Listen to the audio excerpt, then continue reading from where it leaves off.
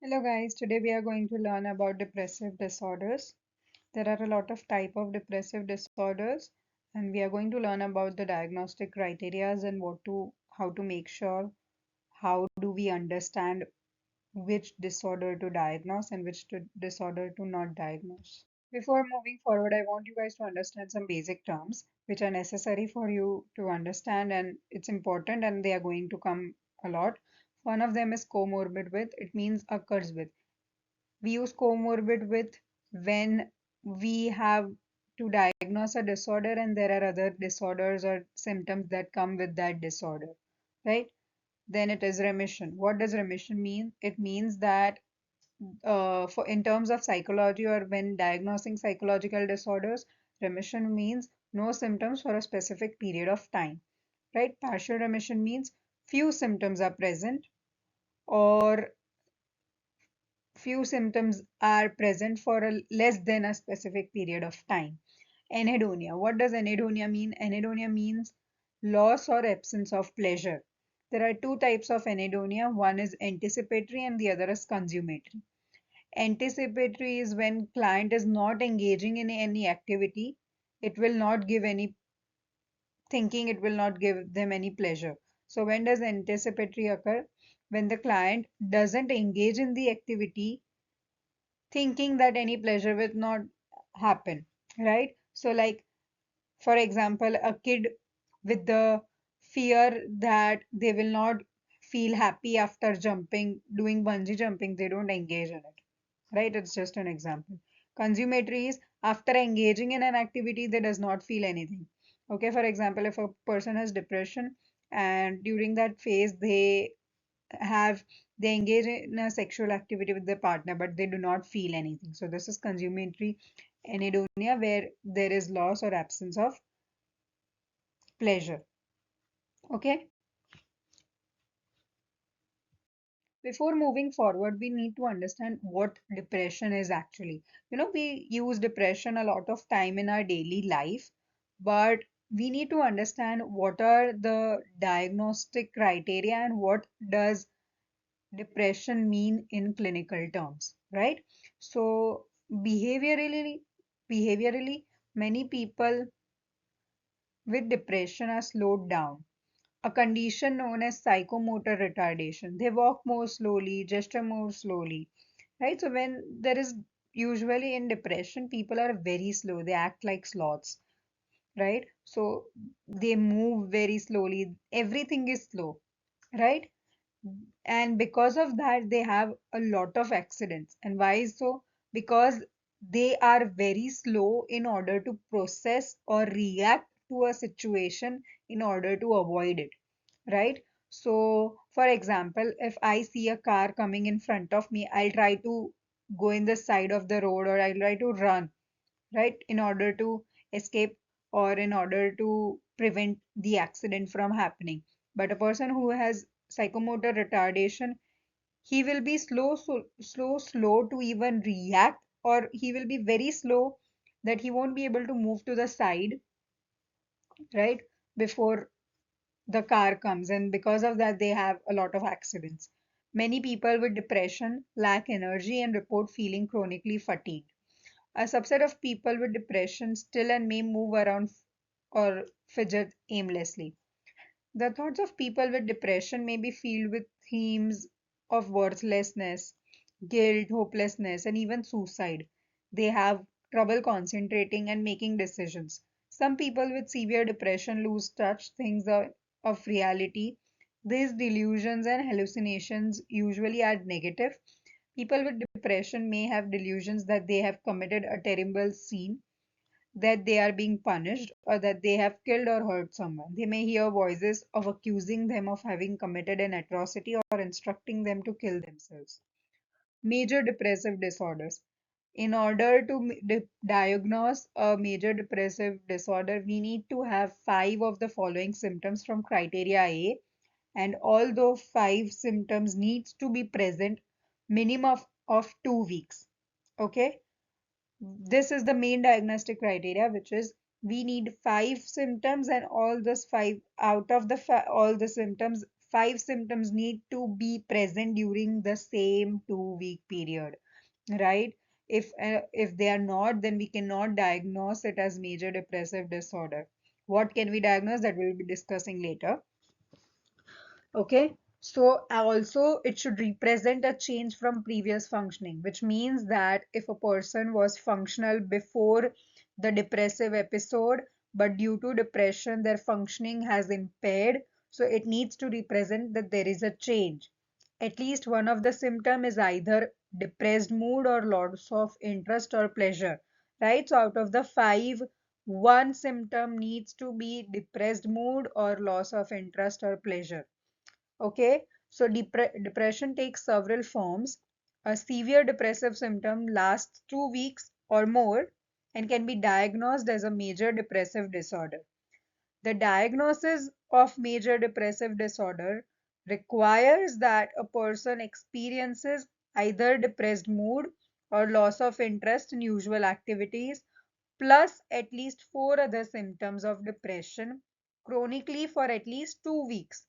In addition, symptoms must interfere with the person's ability to function in everyday life.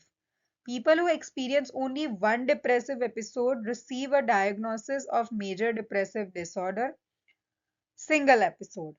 But people who experience two or more episodes separated by at least 2 consecutive months without the symptoms merit the diagnosis of major depressive disorder, recurrent episode, right? So when we discussed earlier remission, here the terms comes in use, right? We discussed here that two or more episodes separated by at least 2 consecutive months. So how do we judge that if an episode is complete, and how do we know that the second episode of depression has started? So here is where remission comes. Let's say, for example, that a client comes in, he says that in January he had 5 symptoms. We are able to diagnose that he had 5 symptoms of depression from January 1st to January 28th. Okay, this is what we diagnose. And then from January 28th to February 28th, from February 28th to March 28th, right? So from January 28th to March 28th, he did not have any symptoms. He was able to function normally. There was no symptom present at all. Okay, and then after March 29, he started having symptoms again. He started feeling depressed. He had loss of interest of pleasure again, and he did not have any feelings to engage in any activity. So what does this mean? It means that there was a remission period of 2 months, and then after that, from March 29, the second episode of depression started. Okay, but for example, let's say the same client, okay, comes in again from March 28, from March 28 he started having depressive episodes again, depressive symptoms again, and then he added for the same 1 month. So let's say he had that symptom from March 29 to April 29. Okay. Now again from April 30th, he had two symptoms. Okay. He had two symptoms, and the symptoms used to come and go, come and go, come and go. Okay. But again, after May 15th, he again started having a full episode. He had full symptoms. So what do we label this as? We will label this as a continuation of first episode with partial remission. So there was a period of time where there was no symptoms, but then after that, the symptoms continued. So we will diagnose it as major depressive episode, continued episode, major depressive, and then with partial remission. Okay. So what are the criterias that we need? What are some of the symptoms when you experience a major depressive disorder? We have depressed mood most of the day, nearly every day. It is indicated by either subjective report, like the client himself reports that he's feeling sad or empty, or the observation is made by others. His loved ones or his family members observes and reports that they appear sad or tearful. Then markedly diminished interest or pleasure in all or almost all activities of the day. So nearly every day they they feel they do not have any interest or pleasure in engaging any activity. It can be sexual activity, it can be going outside, it can be engaging in social activity, anything. They don't have any interest, or there is a decrease in an interest of engaging in that activity. Then they have significant loss when not dieting or weight gain. Okay, there are a lot of cases where there is a change of more than 5% of body weight in a month with who with a person who has major depressive disorder. So they lose weight. Why do they lose weight? Because usually in depression they lose their appetite, so they don't eat, and without when they don't eat, they'll of course they lose weight, right? And in children, when they are when there is a failure to make expected weight gains. So let's say if a child is 4 years old and his weight is 20 kgs, but the children around him, their weight is 25 kgs, right? So here the child has had failed to make the expected weight gain. He doesn't have the normal weight gain. So then we can diagnose that yes, he has it is considered there is a failure to make the expected weight gains. What is insomnia or hypersomnia? So they have either insomnia or hypersomnia nearly every day. Insomnia is when they do not sleep at all, or hypersomnia is nearly when they sleep more than the required hours. So let's say a person usually sleeps 8 hours a day, they sleep 12 to 14 hours a day. Psychomotor agitation is when they constantly fidget. There is the need for them to constantly move.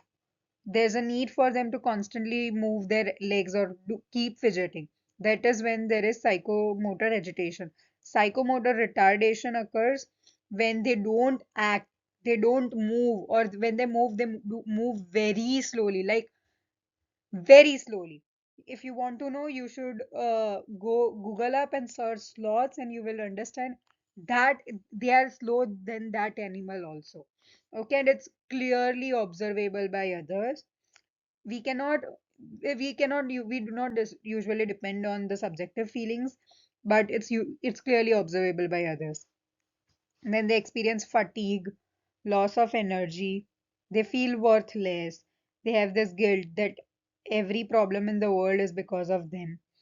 Then they can't think properly or concentrate, or they have indecisiveness. They can't make proper decisions, or they cannot make any decisions at all. And that's nearly every day. You see how everywhere it says nearly every day. It means that for 2 weeks, nearly every day, they need to have five of the symptoms. Recurring thoughts of death. They constantly feel they don't only have the fear of dying, but they constantly think about dying. That they constantly think that they are going to die. They have suicidal thoughts. They make plans for attempting suicides and everything, right? Criteria B is that the symptoms cause clinically significant distress or impairment in social, occupational, or other important areas of functioning, right? See, there's a clinician's note here which says that responses to a significant loss may include the feelings of the following, which may resemble a depressive episode. Such symptoms may be understandable or considered appropriate to the loss, hence, the presence of major depressive episode in addition to the normal response to a significant loss should be considered carefully.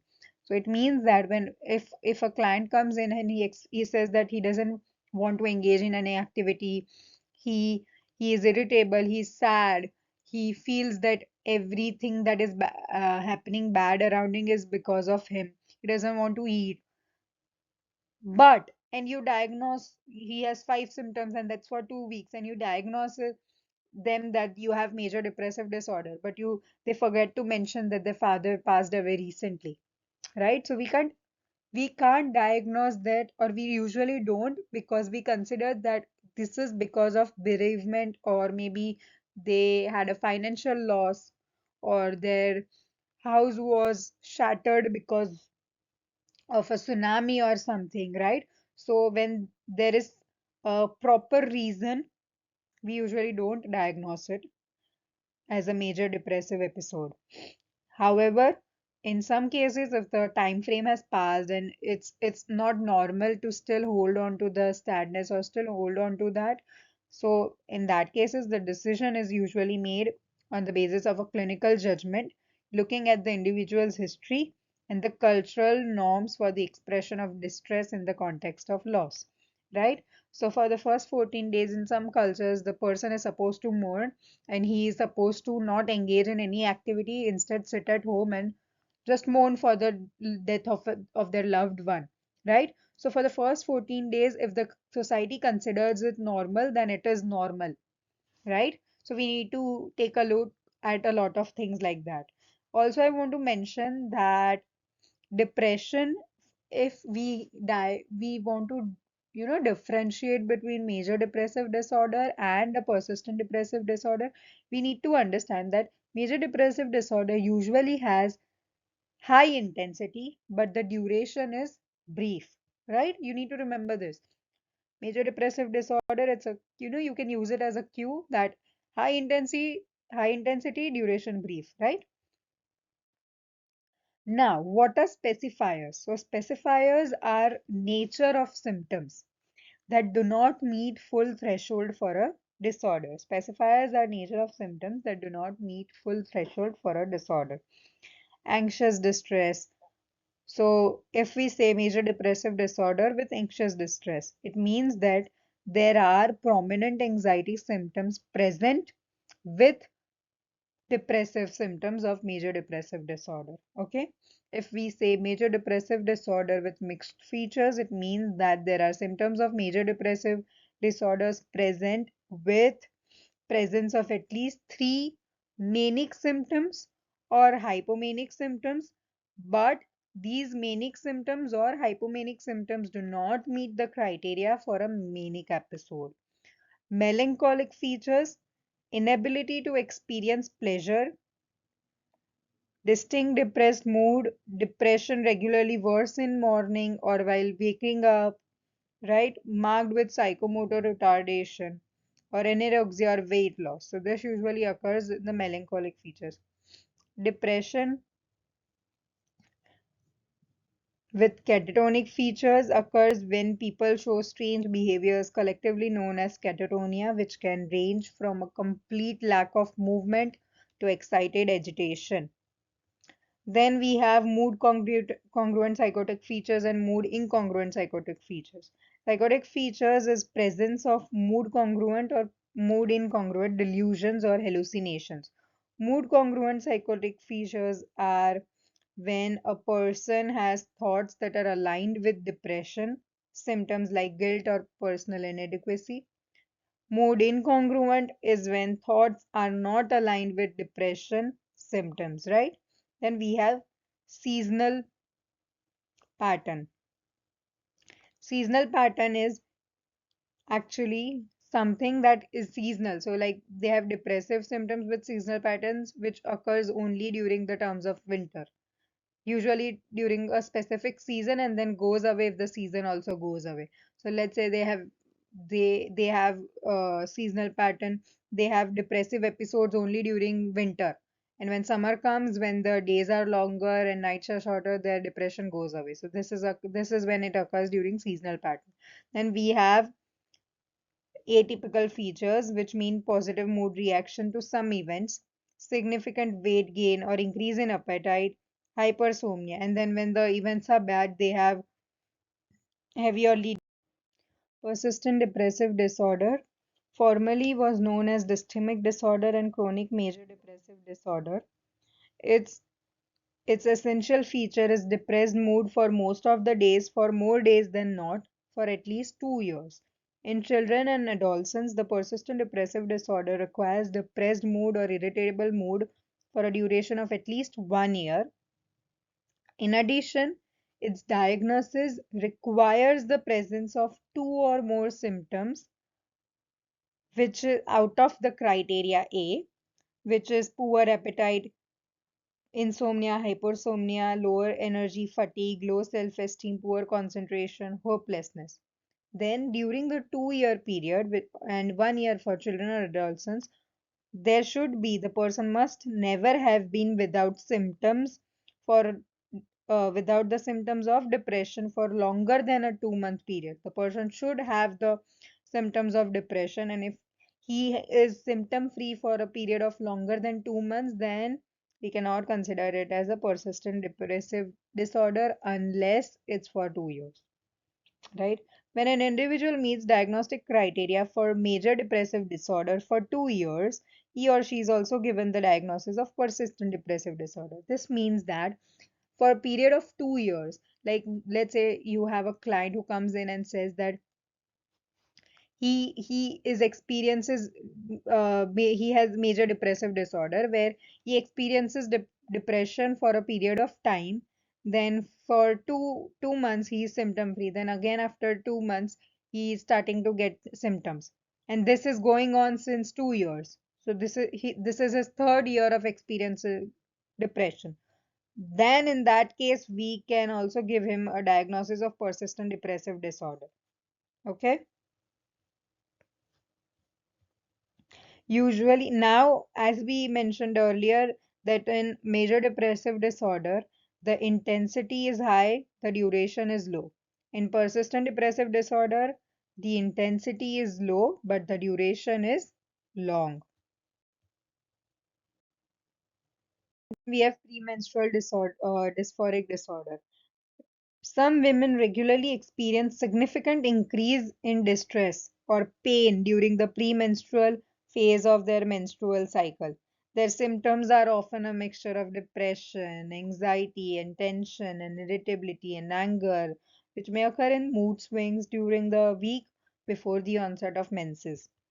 Improve, which improves. All those symptoms improve once the period has begun, the menses, blood flow, menstruation flow has begun, or becomes minimal or absent in the week post menses.